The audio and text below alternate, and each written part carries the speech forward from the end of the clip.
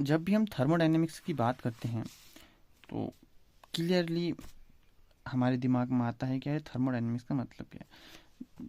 इसके अगर नाम में देखें तो थर्मो यानी कि हीट एनर्जी की बात करें, डायनामिक्स का मतलब मोशन के बारे में बात हो रही है, जैसे फ्लूइड डायनामिक्स हो गया या कुछ भी हो गया। तो थर्मोडायनेमिक्स का मतलब हो गया कि जहाँ पर हम हीट एनर्जी और वर्क पावर ऐसी चीज़ों के बारे में जानकारी प्राप्त करते हैं वो क्या ब्रांच कहला जाएगी, थर्मोडायनेमिक्स कहला जाएगी। थर्मोडायनेमिक्स में हम एनर्जी के motion, heat motion, temperature, pressure, work, energy ऐसी बारे में बात करते हैं।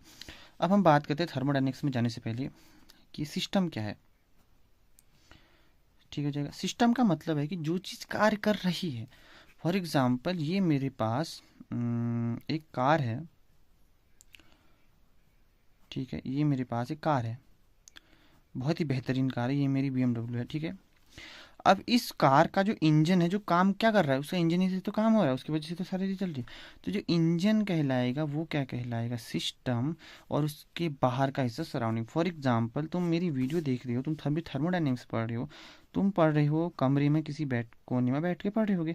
तो जहाँ तुम पढ़ रहे हो उस कमरे के अंदर, और ये तुम्हारा घर है, फॉर एग्जाम्पल एक घर के अंदर ही कमरा है, या एक तुम बेड में पढ़ रहे हो, तो उस बेड में जो तुम पढ़ रहे हो वो कहलाएगा सिस्टम, और बाहर का कमरा कहलाएगा सराउंडिंग। फॉर एग्जाम्पल तुम कमरे के अंदर हो और तुम कमरे के अंदर हो, तो ये कमरा वाले के अंदर तुम कहलाओगे सिस्टम। मीन्स तुम कमरे में यहाँ पर बैठ के मेरी वीडियो देख रहे हो यानी थर्मोडायनेमिक्स पढ़ रहे हो, तो तुम क्या हो, सिस्टम के हिस्से हो। ठीक हो जाएगा, यानी तुम क्या हो, सिस्टम जो काम कर रहा है, जिसमें इंटरेस्टेड हो तुम। और सराउंडिंग की बात करें तो सराउंडिंग की बात करें तो आपको जरूर से मेरी राइटिंग बहुत अच्छी लग रही होगी। अगर सराउंडिंग की बात करें, स्पेलिंग भी ना,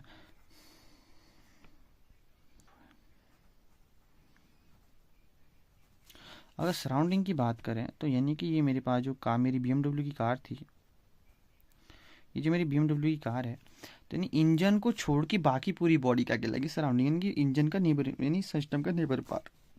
मतलब जो तुम कमरे में बैठ के भी खा, चारपाई में जो तुम वीडियो देख रहे हो, तो चारपाई और तुमको छोड़ के जो पूरा कमरा है वो क्या कहलाएगा, सराउंडिंग। यानी कि जो तुम अगर तुम कमरे में देख रहे हो तो कमरे को छोड़ के जो पूरा घर है वो क्या कहलाएगा, सराउंडिंग। ओके, मतलब सराउंड का पूरा एरिया, मतलब समझ रहे हो कि जैसे क्रिकेट की पिच में जो जहाँ पिच मेन वाला सिस्टम, उसके पिच को छोड़ के पूरा हिस्सा क्या कहलाएगा, सराउंडिंग कहलाएगा। ठीक हो जाएगा।